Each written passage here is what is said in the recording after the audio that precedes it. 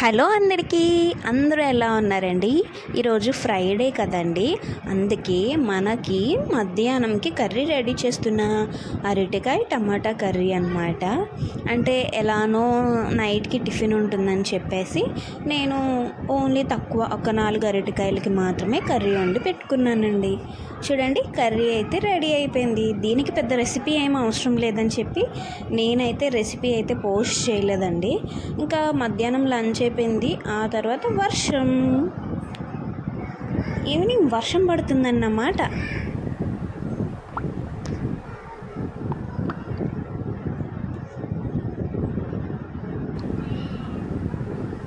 బ్యూటిఫుల్గా ఉంది కదండి క్లైమేట్ అయితే. చూడండి,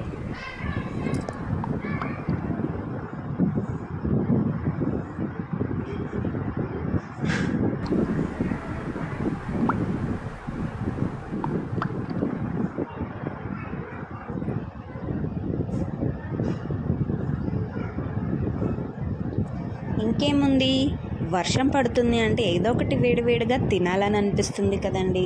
అందుకనే మా అమ్మ ఇచ్చిన ప్యూర్ శనగపిండితో నేనైతే బజ్జీలు వేయబోతున్నాను అనమాట. అరటికాయలు ఒక 3 ఉంచానండి. సో అవి బజ్జీలు చేద్దామని చెప్పేసి, ఇప్పుడు హోటల్ స్టైల్లో కట్ చేస్తే మనకి అరటికాయ వేస్ట్ అవుతుందని చెప్పి నేను నార్మల్గానే పొడుగ్గా థిన్ స్లైసెస్ లాగా చేసుకున్నాను అనమాట. అలాగే ఆనియన్స్ కూడా కట్ చేసి పెట్టుకున్నాను.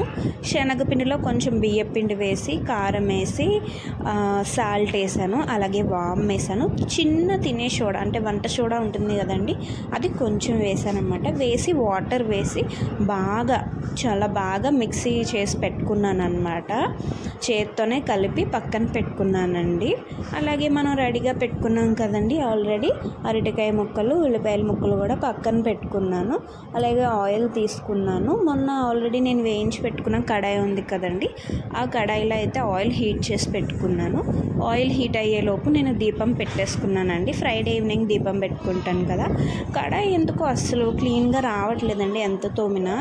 కానీ ఏం చేస్తాం, ఏం చేయలేక అదే కళాయిలో ఏం చేశానంటే కొంచెం ఆయిల్ హీట్ చేసుకొని, తక్కువ ఆయిల్, సో బజ్జీలు అయితే వేసేసానండి. బజ్జీలు అయిపోయాక ఆనియన్ పకోడీ కూడా వేసేసాను.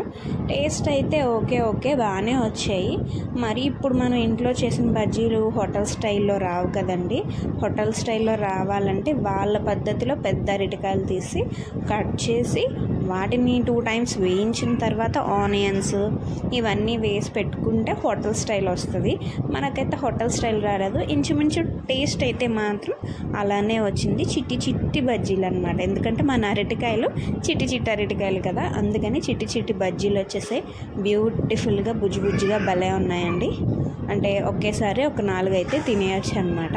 అంత చిట్టి బజ్జీలు వచ్చాయి. నెక్స్ట్ వచ్చేసి ఆనియన్స్ కూడా వేస్తానండి. ఆనియన్స్ని కూడా ఆ పిండిలో కలిపేసుకొని ఆనియన్ బజ్జీ అయితే వేస్తాను.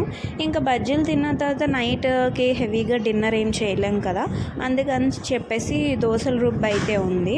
సో ఎలానే ఉంది కదా, ఈ బజ్జీలు తిన్న దాని మీద ఏంటంటే నైట్కి హెవీగా మనం తినలేం కదండి, అందుకని చెప్పేసి దోశలు అయితే వేసాను. అలాగే కొంచెం చట్నీ ఉంది. మార్నింగ్ది కొంచెం అరటికాయ కర్రీ ఉంది. ఇంకెందుకు మళ్ళీ స్పెషల్గా చట్నీ చేయడం అని చెప్పేసి ఆనియన్ చట్నీ ఇంకా అరటికాయ కూరతో అయితే డిన్నర్ని ఫినిష్ చేస్తామండి.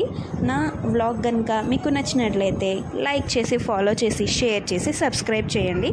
అలాగే ఇంకా ముందు వీడియోస్లో ఒక చిన్న సర్ప్రైజ్ అండి మీ అందరికీ. మంచి కాన్సెప్ట్తో రావాలి అని అనుకుంటున్నాను. సో కొంచెం బ్రేక్ తీసుకొని మంచి కాన్సెప్ట్తో మీ అందరి ముందుకైతే తప్పకుండా వస్తానండి. నన్ను సపోర్ట్ చేసిన వాళ్ళకి, చేయబోయే వాళ్ళకి, చేస్తున్నందుకు మీ అందరికీ కూడా చాలా థ్యాంక్స్ అండి. బాయ్.